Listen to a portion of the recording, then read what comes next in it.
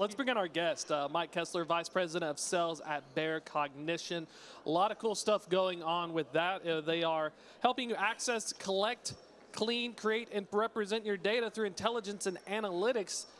Cool stuff. Great name as well. Tell us about yourself. There we go. Got the audio.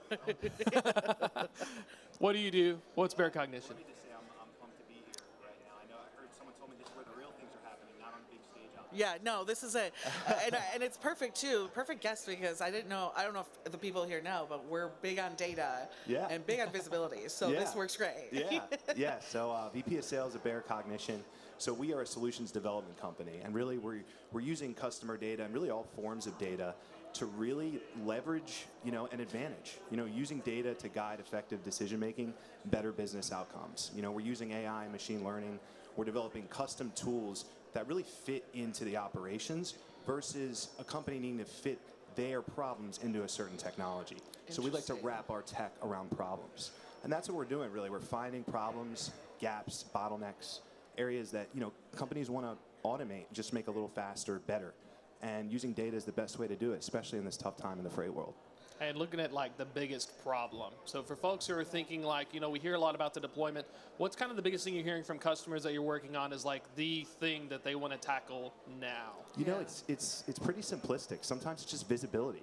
Right, we have a lot of companies that are using these old legacy systems where the data's tucked away and they just can't get it. So some companies just want visibility. They want a flashlight in the darkness. And we have the team right in Charleston. We don't do anything offshore. Right in Charleston, South Carolina. We have the team and the tech stack that can really not only access that data, clean it, curate it, bring it to life, and provide that flashlight and that spotlight, I should say, in the darkness.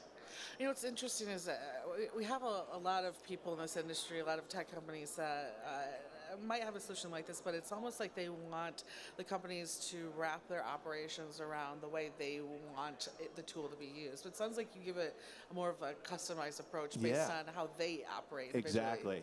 We're understanding their process, and that's something we're specializing in is process optimization. So we're building tools and custom software around these processes and things they want to address. So we're helping a very large logistics firm out right now developing a revenue optimization system.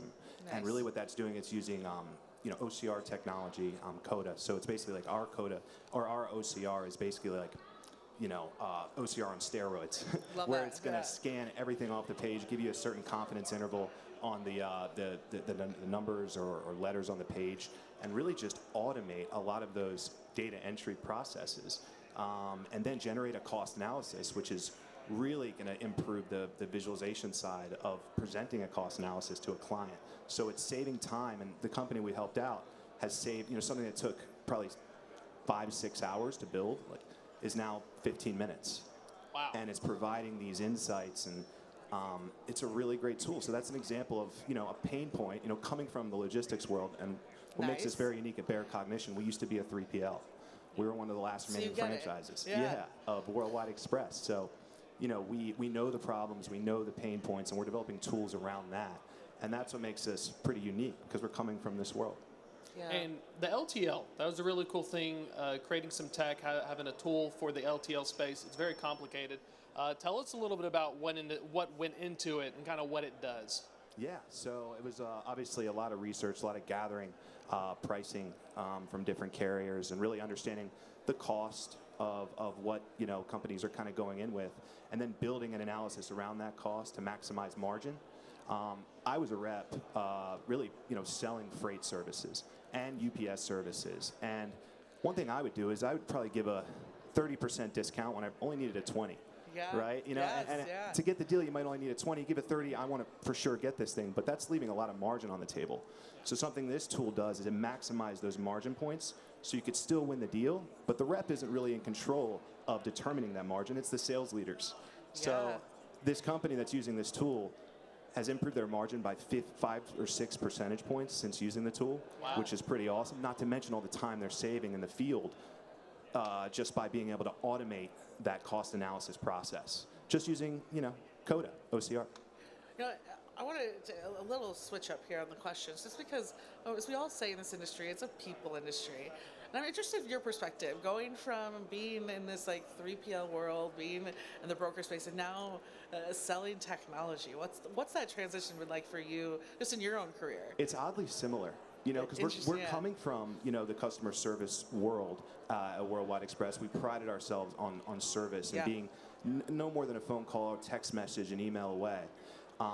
But that's something you really don't see too much in the tech world, so we brought that over. So much so that we trademarked the term SWAS versus SaaS. So we're software with a service versus software as a service. So we're giving you that support, we're giving you the people behind the product, and that's sort of the knockout punch for us. That's when the eyebrows get raised up, and it's like, oh wow, we have support, we can call you if something's wrong. We don't have to rely on an FAQ section or a chat bot. You get a live human to help out, and we have a bunch of people on staff from the customer service level all the way up to our data scientists that are right there to help.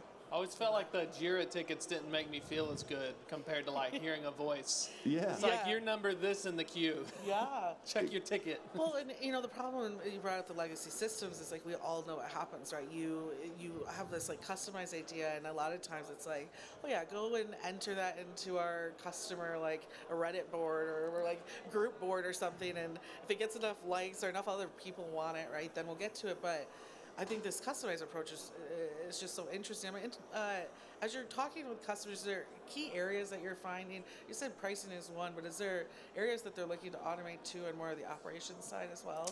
Yeah, really all over. How could we make bids faster? The bid process is something we hear about. Oh yeah. How can we in this really, market too? Yeah, exactly. How can I get that freight faster? Yeah, how can we get it faster? It's all about getting things done faster and eliminating the no joy work, the no love work, those manual processes that are taking up a bunch of time and stopping people from moving the needle faster and finding more productive things to do to help the business. Mm-hmm. So what we're doing is we're sort of seeking out these labor-intensive manual processes and looking to optimize those using AI and things that could just make it really quick. Yeah. And we've seen a bunch of different use cases, but those are really the most glaring ones right now. I like the one you talked about, especially with the LTL tool, taking the margins, taking the sales, the rates, getting the sales leaders involved, because sometimes the reps, like you can put, 3 of us could be reps. We're all going to get different ideas on what a good rip is. Yeah. But then having that and using the data, tell us a little bit about that, because I feel like that's got to be a game changer, because beforehand it felt like if you're a sales manager, you're not always knowing with like, you can't really tweak and give that feedback because you don't always know what they're doing. Like, why'd you lose why'd you lose the bid? Why did this happen without seeing it? Yeah, you don't really have that control, especially when the reps are in control. And that's sort of what was happening with this firm. And now that the sales leaders are in control, they're watching the margin. They know where they need it to be. So they're really trying to maximize it around every single corner. This tool makes it easier than ever to do that. And that's really what makes it unique. Kind of a tough question here, but realistic in the market that we're seeing today. And I think a lot of leaders are really questioning their tech, maybe overall initiatives, and what is the best ROI, and is it the right time to invest in this when the market is in this interesting fluctuation point. And even for us, I mean, we're looking at closer 2025 as a turnaround.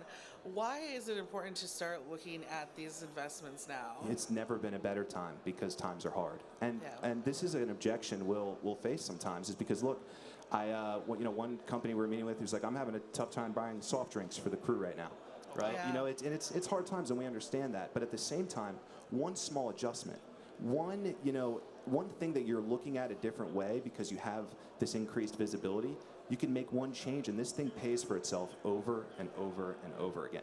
So it's a small investment that can mean a whole lot more. So seeing what we're seeing right now in the industry and having a solution like us, the tech stack that we have and the people behind it, it's never been a better time to take advantage. And another cool thing about us, we don't break the bank.